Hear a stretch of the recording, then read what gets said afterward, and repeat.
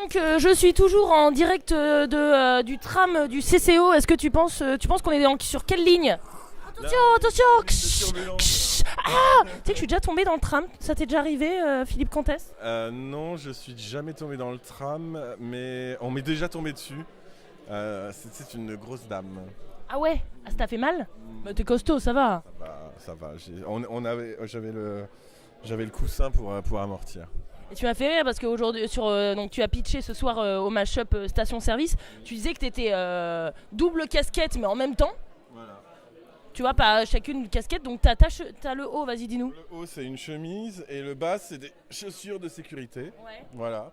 Donc en fait, effectivement, pour être efficace, comme je fais des rendez-vous avec des entrepreneurs et de la manutention dans ces dites entreprises, il faut avoir des chaussures de sécurité, des gants, parfois des casques. Donc j'ai tout ça dans le camion et les chaussures de sécurité par fainéantise, je les garde toute la journée. Et elles sont confortables? Hyper confortable. Mais du coup, le côté commercial, c'est nickel parce que quand t'es caché derrière le comptoir, on voit pas tes chaussures. C'est un peu comme un présentateur du petit journal. Voilà, c'est ça. Ah ouais, il est en chaussons et tout? Moi, je trouve que t'as un look aussi un peu de rocker. T'as déjà fait du rock? Pourquoi tu dis ça? Non, je sais pas. Bon, station-service, c'est quoi? C'est pas pour les voitures, j'imagine? Non, c'est pour faire le plein de matières premières. Nous, on appelle ça matière seconde.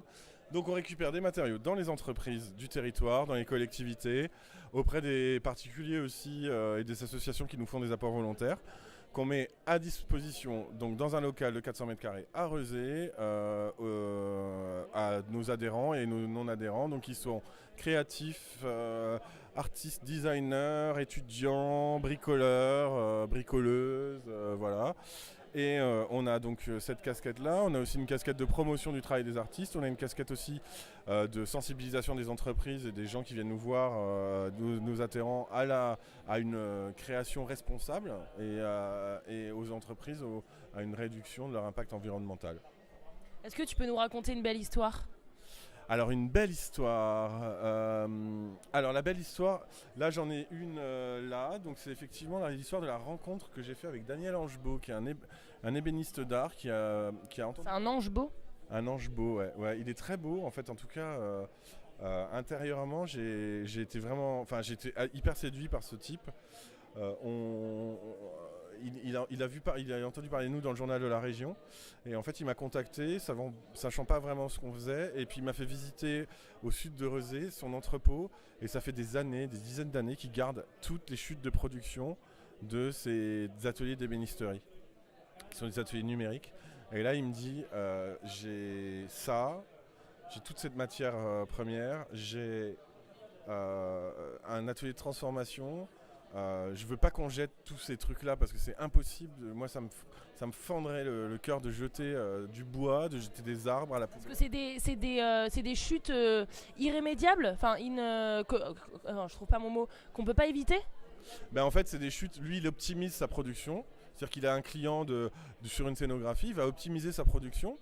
Et en fait, même en optimisant, parce qu'il a des outils numériques pour optimiser ses créations, même en optimisant, il va avoir sur une série des dizaines et des dizaines, des centaines de bouts de bois de la même taille.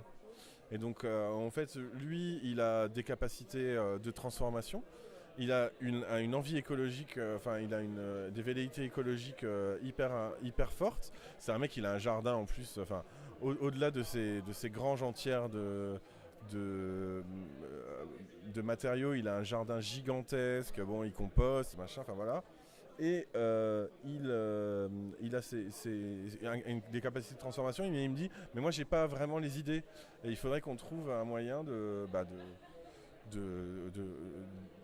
d'utiliser tout ça. Et donc du coup, toi moi je lui ai dit, moi j'ai plein d'adhérents, j'ai des adhérents de talent. On va commencer à créer un premier groupe de travail autour peut-être d'une première série de mobilier, d'objets avec ces gens-là.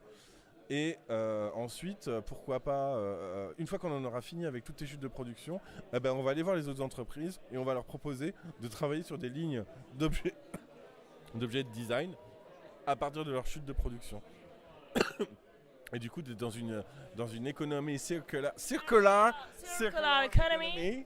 Voilà, parce que là, c'était Green Business Circular Economy. Et t'as vu qu'il y avait un bananier là? Oui, il y a un bananier au CCO. Il est trop beau. J'ai déjà pris fait une séance photo avec le bananier. Il est incroyable. Et du coup, toi, t'apportes tes idées alors. Non, moi ce que j'apporte c'est les idées, c'est la rencontre avec les créateurs et aussi notre expertise et nous on va essayer de coordonner tout ça pour faire que ça émerge, parce que j'étais aussi web designer avant donc j'ai aussi un petit bagage en web design et voilà.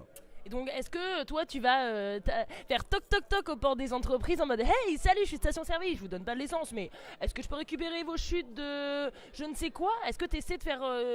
Tu fais du porte-à-porte pour essayer de sensibiliser et de récupérer des déchets comme ça? Ou t'attends que les gens viennent vers toi? Alors nous on fait de la prospection au jour le jour.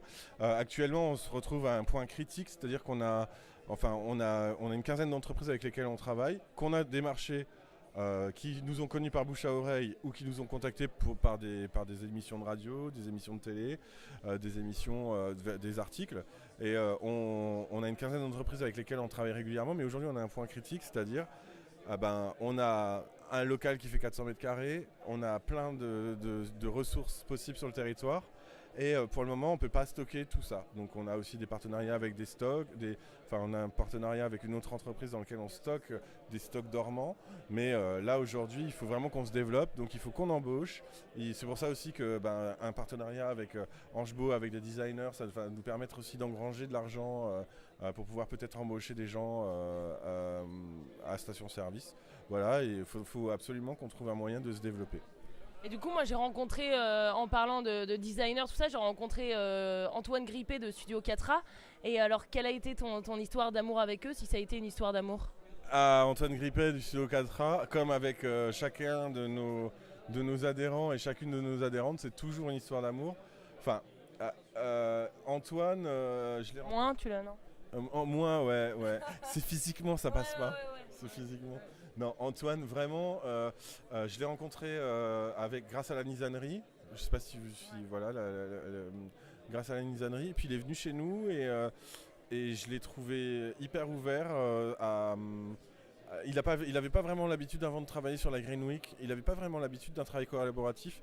Il a tout de suite été. Je pense que c'est son talent de designer. C'est-à-dire que quand on est designer, on peut être aussi designer et agile dans les relations au travail. Et lui, je pense qu'il a découvert une manière de fonctionner qui n'était pas dans son vocabulaire. Et moi, j'ai vu chez lui quelqu'un d'ouvert et d'intéressant. Et il a la main verte. Ce type, il a chez lui des plantes vertes, mais elles sont toutes en forme. Mais oui, il m'avait dit ça, ouais. En forme de En forme de plantes, mais des plantes vertes en forme de plantes, nous sommes rassurés. Non, mais elles sont toutes hyper en forme. Et donc il a un vrai, c'est un vrai humain hyper intéressant et talentueux. Son studio 4A, il y a juste à voir ce qu'ils ont fait pour la Green Week. C'est juste incroyable, avec des matériaux de station-service. Ouais, et des ateliers collaboratifs et voilà, plein de collaborations. Et non, ouais, Antoine, moi et vraiment en tout cas moi ce qui m'intéresse aussi dans Station Service, c'est toutes ces rencontres. Ouais, parce que ça permet de rencontrer des gens de tellement d'univers différents et paf la créativité, paf l'intelligence collective. Exactement. Juste une autre belle histoire qui est un petit peu plus petite dans la beauté, mais quand même qui a son importance. C'est qu'un jour j'avais des créatifs qui étaient là en train de me poser des questions sur comment souder de l'aluminium.